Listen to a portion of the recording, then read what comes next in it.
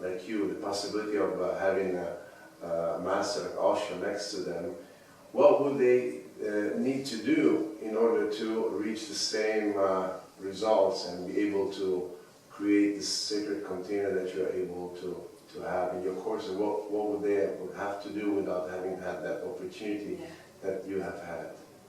Yeah, no, it's true. I'm very lucky. I have been very lucky and I am very lucky.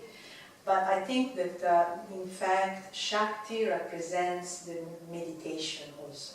So the feminine is also meditation.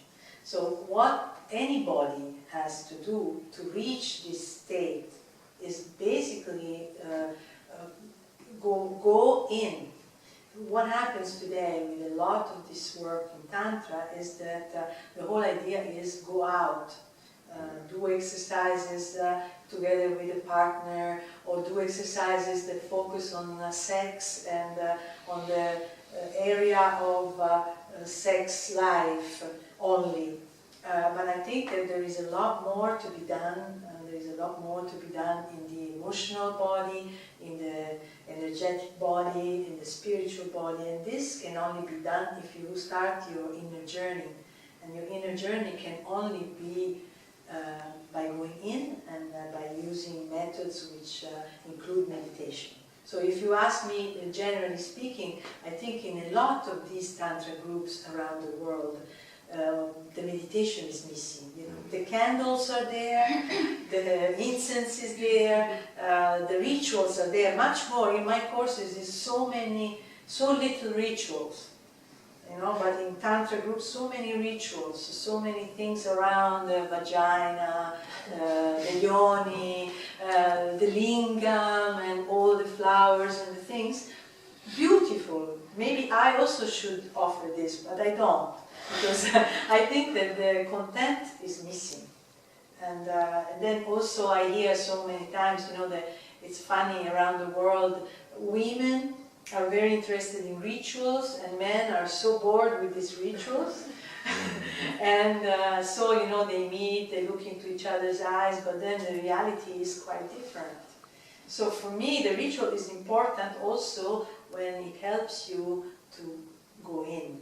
The importance of meditation and of going in, starting an inner journey, yes, that's fine, and I understand it, but you know, people when they come to a Tantra course, they expect maybe to have sex, or at least to go deeper into the sexual issues they have in their own life.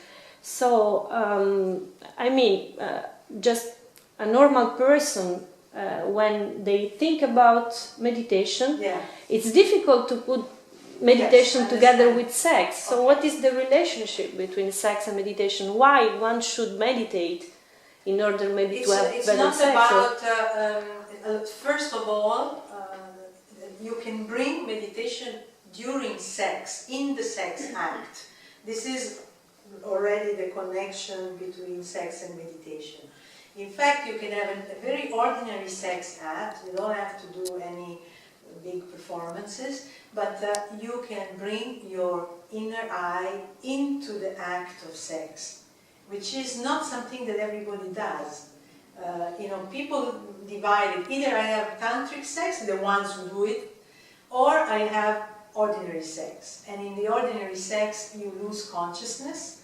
You just go into a space where you want to go into a friction, into a space of reaching a goal, into a space of saying, I want a conclusion, I want a beginning, I want an end, and in the middle I do everything I do, not I let it happen. I do everything so that I come to this goal. This is basically going for the future. And meditation means you are in the present, you are here, you are now, you are with your feeling, which not always is a comfortable feeling. Because sometimes you are very excited, so you are breathing in a kind of very rushed way, and you want to finish immediately because the urge to finish is all that matters in that moment, but you are in a sort of automatic space. Other times you don't feel anything. You are in a space with a woman, for example, where nothing moves. But because you are there and you want to have sex, maybe nothing is moving, but you do it. And you create that fiction, you are in a doing space.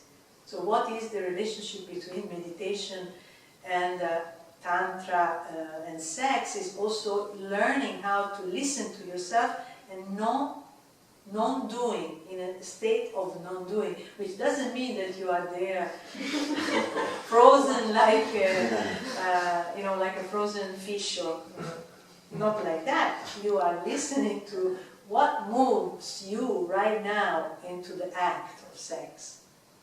And then to learn that, you can do the opposite. You can do sex however you know how to do it, but you can bring a certain consciousness to this.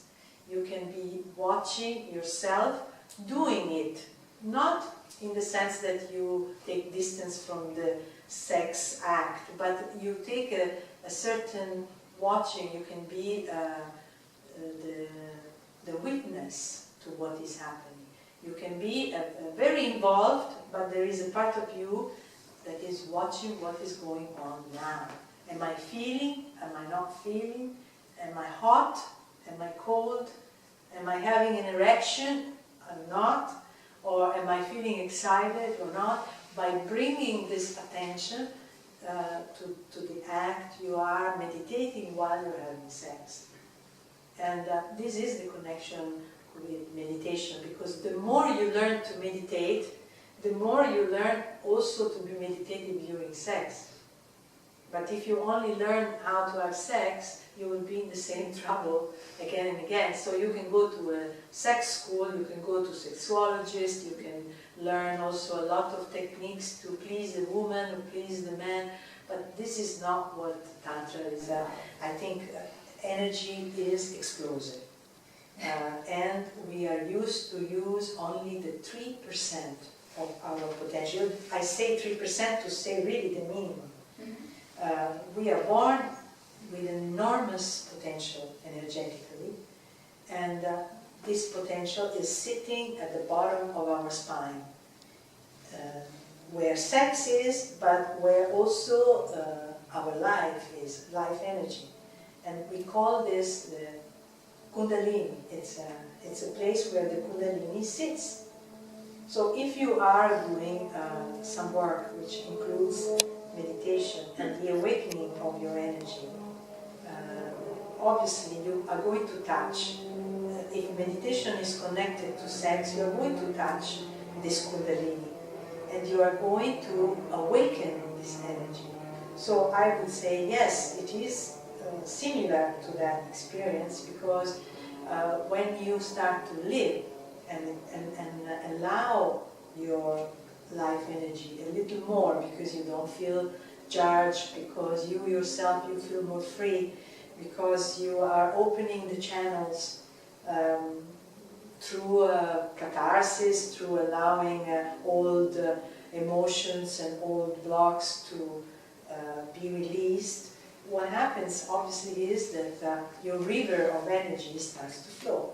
And if you meditate at the same time, that river, rather than flowing out, is flowing upwards. And in flowing upwards is the reason why everybody calls this the snake.